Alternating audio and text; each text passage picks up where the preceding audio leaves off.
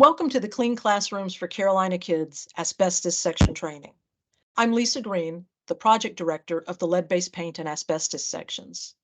This program is a partnership between RTI International and the North Carolina Department of Health and Human Services, along with the North Carolina Division of Child Development and Early Education as a liaison.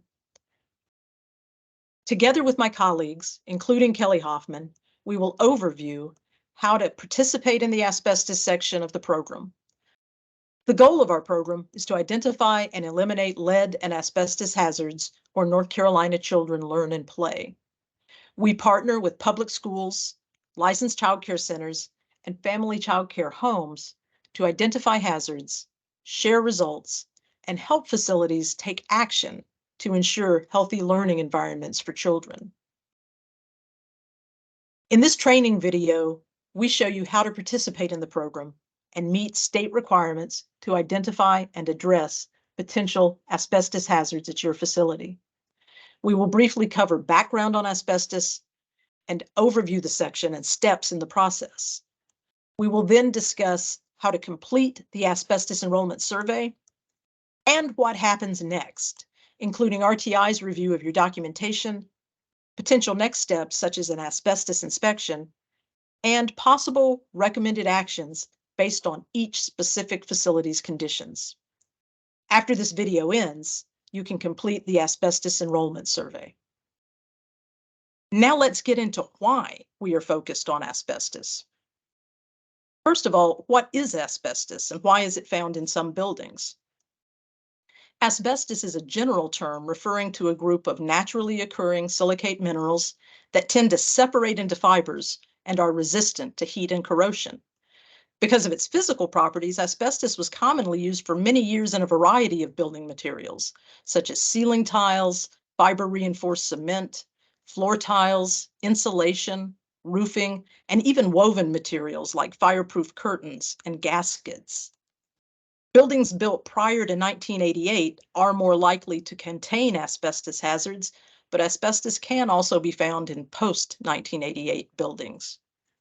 Facilities may have already safely removed asbestos-containing materials from their buildings, but some asbestos-containing materials may still be present. Why does it matter if asbestos is in some buildings? While asbestos has many useful properties for building materials, asbestos poses a concern for public health when asbestos-containing building materials are not safely managed. When asbestos-containing building materials are disturbed or damaged, tiny asbestos fibers can be released into the air. Airborne asbestos fibers may even settle in dust, which can be resuspended into the air when it is disturbed by routine activities in the building. When these fibers are breathed in, they can get trapped in the lungs and remain there for a long time. They can also migrate from the lungs to other spaces in the body. Asbestos exposure irritates lung tissue and can lead to serious respiratory diseases and certain cancers, such as lung cancer and mesothelioma. Some of these diseases take many years to develop, so exposure in childhood can lead to the development of asbestos-related disease later in life. There is no safe level of asbestos exposure for any type of asbestos fiber. Health risks from asbestos exposure increase with the length and frequency of exposure. There are a few key areas of regulation that have helped reduce exposure to asbestos in the U.S. Since 1973, the National Emissions Standards for Hazardous Air Pollutants, or NESHAP, rules have regulated demolition and renovation work, minimizing exposure and ensuring safe work practices are followed when asbestos-containing materials are present. In 1986, the Asbestos Hazard Emergency Response Act, or AHERA, was passed, which requires all public and private not-for-profit schools to perform an inspection of the whole facility to determine whether asbestos-containing materials are present and prepare a management plan that details how the materials should be managed to keep occupants safe. Schools built after 1988 may be exempt from an inspection if they have a signed statement from an architect, project engineer, or inspector attesting that no asbestos-containing building material was used in the construction of the building. However, they are still required to have these statements in a management plan. In general, asbestos-containing materials are still in use, with subsequent regulations narrowing the scope of use. North Carolina also has state-level requirements to address asbestos in public schools and childcare facilities. These rules were passed in April 2022 and require facilities to identify asbestos hazards through an on-site inspection by an accredited asbestos professional, or submit exemption documentation if no asbestos-containing materials were used at the facility. Facilities must mitigate or restrict access to any identified hazards. As this is a legislatively mandated effort to address asbestos hazards at public schools and childcare centers, North Carolina facilities are required by law to make sure all requirements are met. I'll now pass it over to Kelly, who will begin with an overview of the asbestos section of this program. Thanks, Lisa. Now that we've reviewed the importance of identifying asbestos hazards, we can walk through how to complete the asbestos section of the program.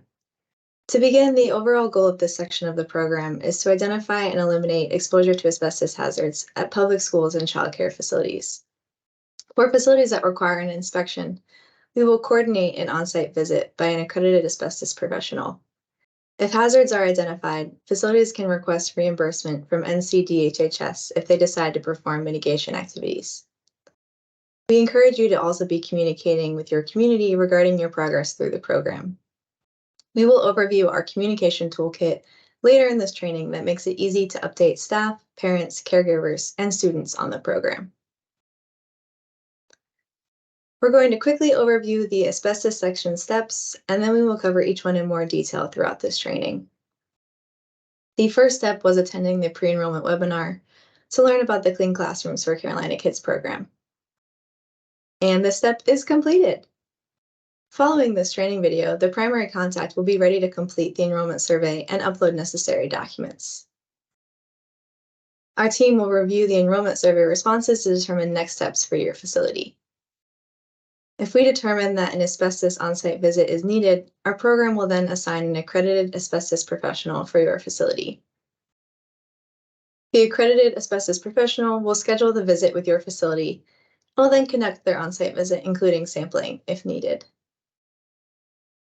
Any samples collected will be analyzed at an accredited laboratory. Once results and recommended next steps are available, you will be notified by email that they are ready for your review in the online portal. Facility administrations should notify parents, staff, and students of the results using resources provided by our program.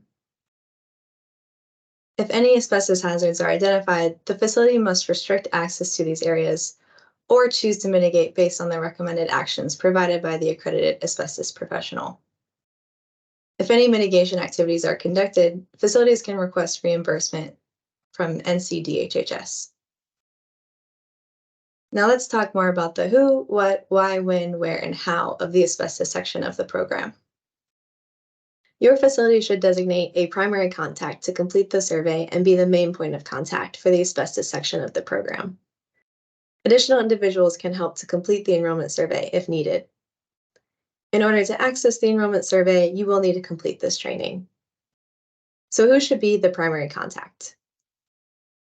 The primary contact should be familiar with any asbestos inspections that have already been conducted at your facility.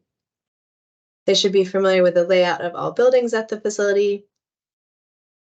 And additionally, if asbestos hazards are identified at your facility, the primary contact should be able to oversee the efforts to restrict access to or mitigate these hazards. To complete the asbestos section enrollment survey, the primary contact will need information on your facility, such as when it was built, student demographics, previous inspection details, any concerns about exposure, past and planned building renovations, and exemption documentation, if applicable. Exemption documentation must be submitted to RTI for a facility to be eligible for an exemption from an on-site inspection. Facilities that were built after 1988 may be exempt if they provide a property tax record that displays the year the building or buildings were built. Facilities may also be exempt if they provide documentation of an asbestos inspection conducted within the past 3 years. Additional documentation may be requested to verify the prior inspection meets the rule requirements and any identified hazards have been addressed. It is important that documentation is submitted to the program because this is a state-mandated effort to digitize lead and asbestos records and make them easily accessible in a public document repository. If your facility is not exempt, an on-site visit will be required. You will be notified when an accredited asbestos professional is assigned to your facility. The professional will contact your facility soon after being assigned to schedule the visit at a day and time that works for everyone. We estimate that the on-site visit is expected to take 1 to 3 days, depending on the facility size. During the on-site visit, the accredited asbestos professional may collect samples of building materials that they suspect may contain asbestos throughout your facility, such as ceiling tiles, floor tiles, insulation, and fireproofing material. If your facility has already been inspected for asbestos, but it was determined that an on-site visit was still needed, the professional may also resample building materials that are damaged and present a hazard. In general, asbestos sampling is non-destructive, but it may cause minor damage to sampled materials. To prepare for the on-site visit, the primary contact should plan to meet the accredited asbestos professional when they arrive to give them access to the facility. Floor plans should also be available for the professional to review while on-site. And finally, your facility can remain open during the on-site visit, but local areas may need to be restricted at the discretion of the professional during sampling. Now that we covered a brief overview of the asbestos section, we will review how to complete the enrollment survey in more detail. When you log into your facility dashboard, you can see the progress for each section of the program, including lead and water, lead-based paint, and asbestos. Throughout the process, you can view your facility's progress through the program. A green checkmark indicates the step is completed. To the left, you can navigate through the menu and view the facility team, which includes all members that have created an account in the portal for your facility. After watching this video, you will see a green checkmark next to the asbestos section training step, indicating that you have access to the asbestos enrollment survey. The enrollment survey includes 7 different sections: welcome, building information, student demographics, asbestos questions, renovations, document upload, and finalize. All questions throughout the survey are required to be answered before you can submit your survey for our team's review. If any information is missing, you will be directed to fix the issue prior to submitting. If the lead-based paint enrollment survey has already been completed, the responses will auto-populate for the welcome, building information, and student demographics sections. The primary contact is responsible for reviewing all auto-populated information. It is important that the information is carefully reviewed for accuracy because the responses will affect other questions in the enrollment survey and ultimately the next steps for your facility. Once you have completed each section, you will be directed to finalize your survey. You can sign out and come back to complete the survey at any time. However, you will need to save your progress on each page. In the welcome section, you can add any staff who should receive email notification updates about your facility's progress through the asbestos section of the program. You may add staff who have not logged into the portal, but if these staff would like to view or edit your facility's enrollment survey, they must attend the pre-enrollment webinar and create an account to log in. You will also be able to designate a primary contact for the asbestos section. The physical address we have on file for your facility will already be listed when you begin the survey. You may add additional addresses or modify existing addresses and can indicate the address type, such as the physical or billing address. It is required that each facility list at least one physical address. After the welcome section, you will be directed to enter building information, including the type of childcare facility and the permit type, whether your facility owns or leases the buildings, approximate size, age of the buildings, and schedule of operations. If you indicate your facility leases the buildings, you will be asked to provide the contact information for the building owner. After the welcome section, you will be directed to enter building information, including the school type, approximate size, age of building, and schedule of operations. In the question about building age, you will need to list out individual buildings and the year built. It is very important that you provide accurate information for the age of each building at your facility because the state rule allows for building age exemptions if the buildings were built after 1988. If you don't know the year built, you will be asked to enter a range. You will not qualify for the building age exemption if a range has been entered. In the student demographics section, you will be asked to fill out the number and age groups of children enrolled during the last year, the percent eligible for free or reduced lunch, or for subsidies, discounts, or scholarships, and the race and ethnicity student percentage. After the student demographics section, you will begin the asbestos-related questions. During the building information section, if you entered that all buildings at your facility were built after 1988, you will be skipped to the end of the survey to provide a property tax record, and you are not required to complete the remaining survey questions. If you don't have a property tax record available, you will be provided with a link to your county's tax record map where you can search for your address and download a copy of your property tax record. Facilities where not all buildings were built after 1988 will need to complete the remaining asbestos survey questions. We ask whether your facility has already been inspected for asbestos by an accredited asbestos professional and whether this inspection occurred in the past 3 years. If you indicate your facility has already been inspected for asbestos, you will be directed to add an inspection record from the most recent inspection at your facility.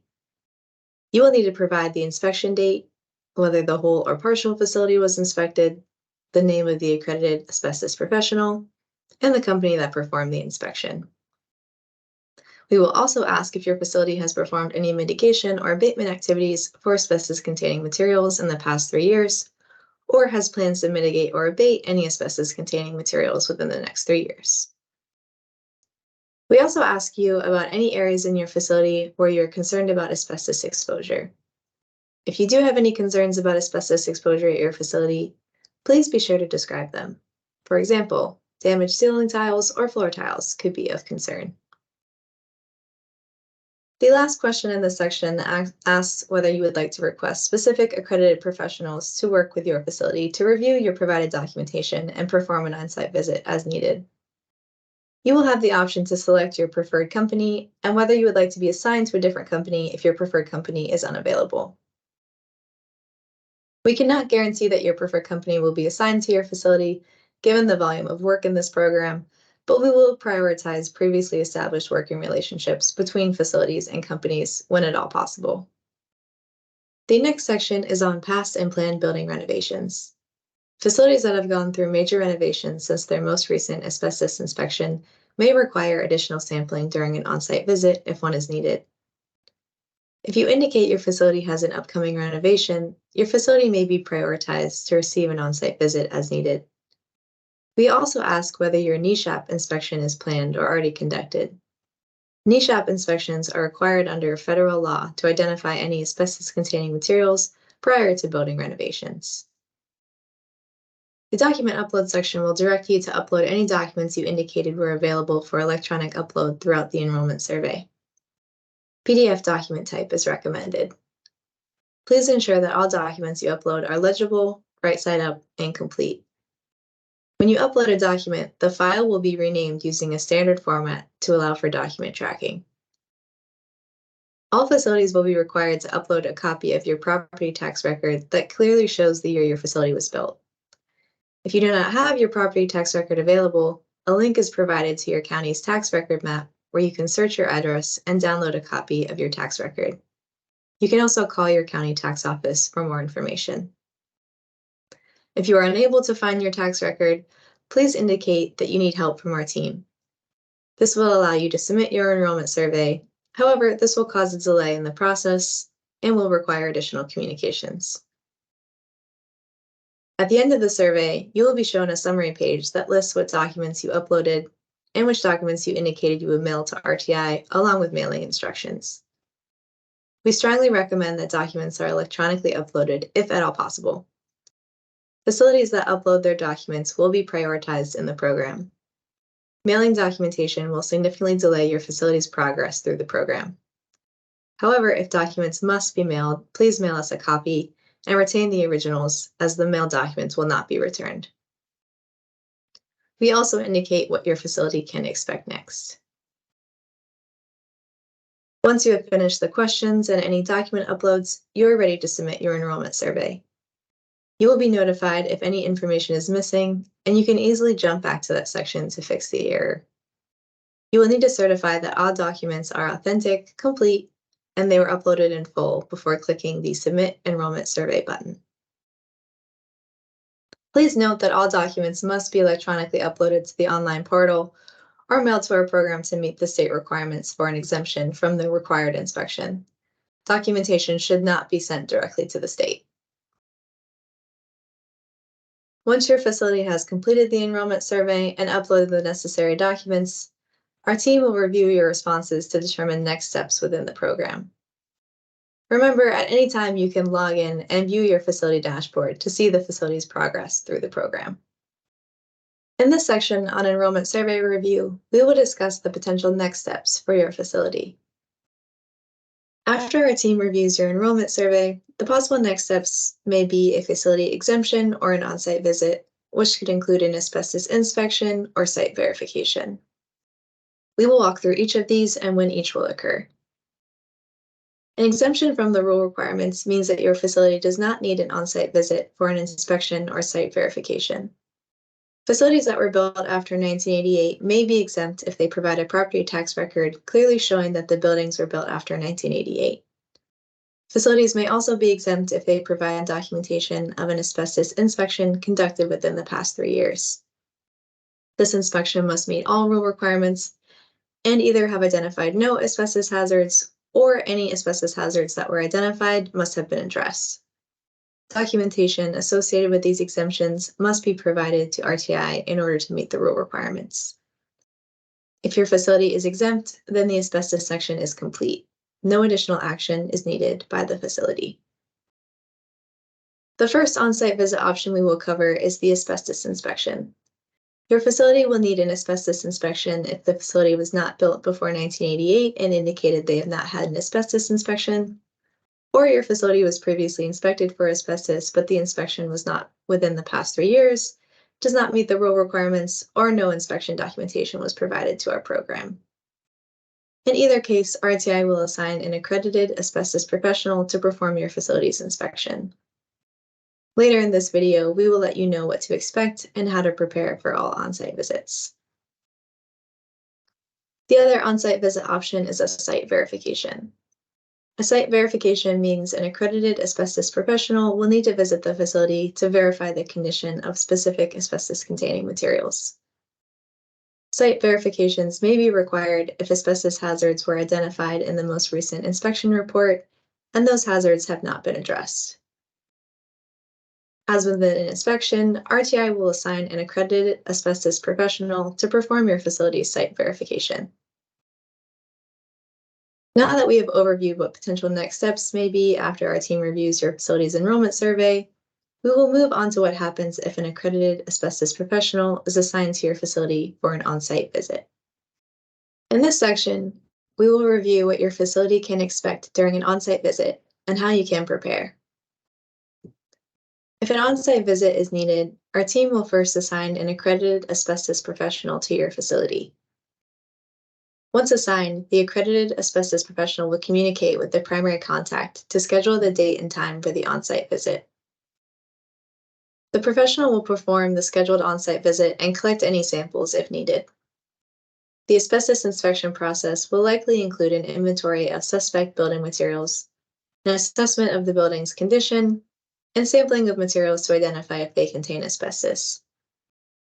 And finally, all results and recommended actions will be made available to your facility in the portal.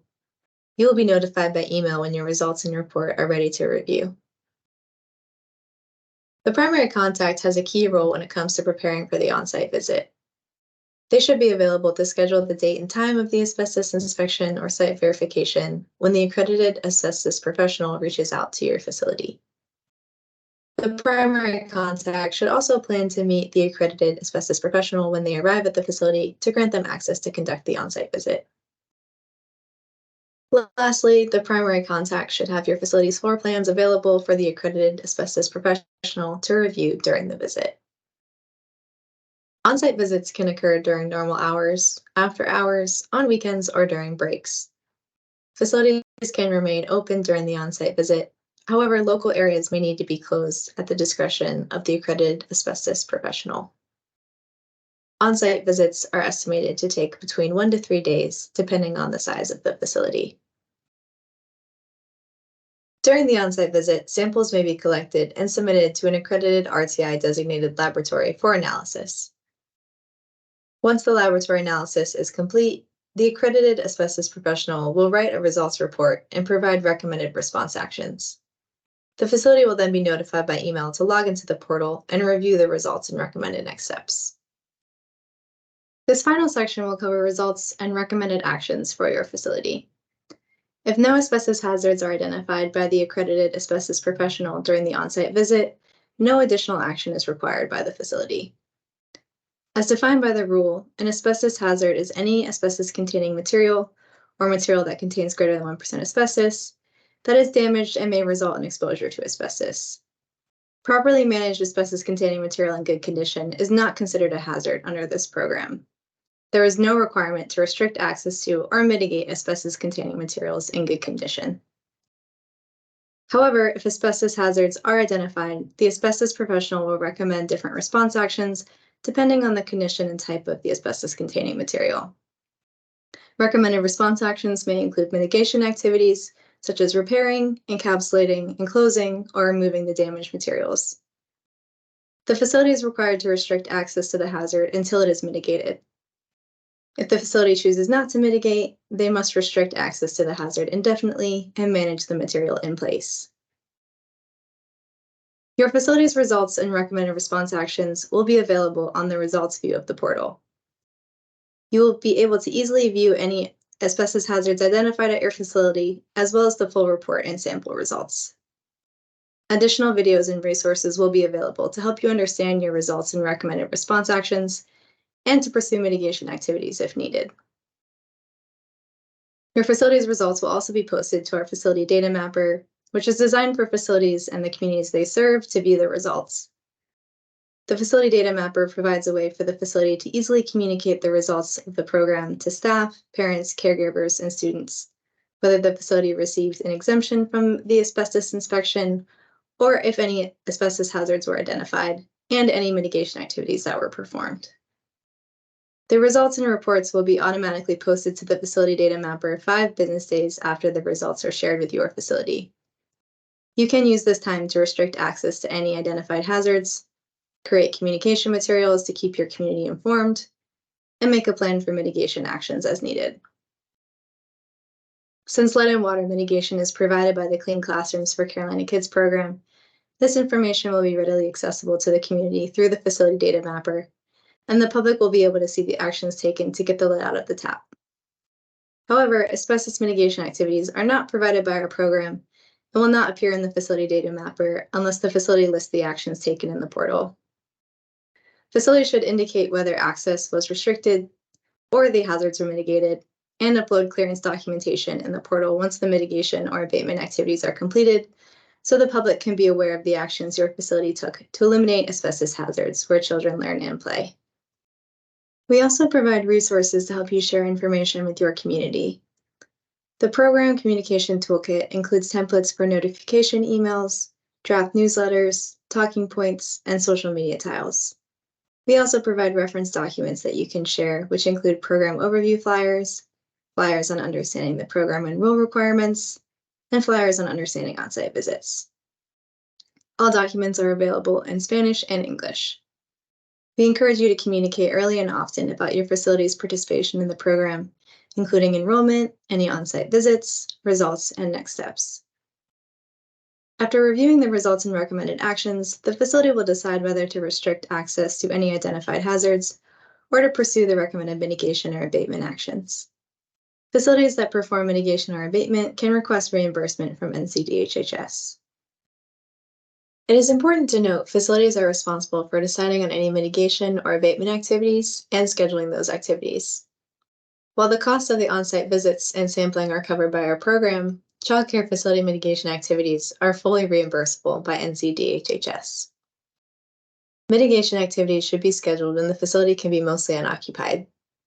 Depending on the size of the mitigation area, the timeline can vary. You can visit NCDHHS's website by following the link or using the QR code on the slide for more information on reimbursement and covered mitigation activities. Now that we've finished reviewing the steps for the asbestos section, we will briefly review some frequently asked questions. First, will my asbestos and lead-based paint inspection be scheduled for the same day and time? Our team will make every effort to minimize the number of on-site visits at your facility, but scheduling both the asbestos and lead-based paint inspection at the same day and time will depend on the availability of the certified and accredited professionals and the size and location of the facility. Not all professionals are certified and accredited to assess both lead-based paint and asbestos, so different professionals or companies may be scheduled for your facility if you need both a lead and asbestos on-site visit. If my facility requires an on-site visit, when can I expect the accredited asbestos professional to complete the asbestos inspection or site verification? Your facility will be notified when an accredited asbestos professional is assigned for an on-site visit. They will have 5 business days to contact your facility and schedule a date and time that works for you and the accredited asbestos professional. How long will the on-site visit take, and can the facility still be open during the on-site visit? The on-site visit largely depends on your facility size, but typically they range between 1 to 3 days. Your facility can remain open during the on-site visit, but local areas may be restricted at the discretion of the accredited asbestos professional. And finally, how do I communicate the results to our community? You can direct staff, parents, caregivers, students, and others to our facility data mapper where they can view the asbestos reports and results for your facility. Please see our programs training and resources page for program-specific information on communicating with your community regarding the facility's on-site visit results. Thank you for helping us identify and eliminate lead and asbestos hazards where North Carolina children learn and play. You may now continue to the Asbestos Enrollment Survey to complete the questions and upload any applicable documentation. If you have questions at any time, please contact our team using the QR code or website link on the slide. You can also call or text us at 1-855-997-2864 or visit our FAQs page. The Clean Classrooms for Carolina Kids team is here to help you throughout this entire program. Thank you.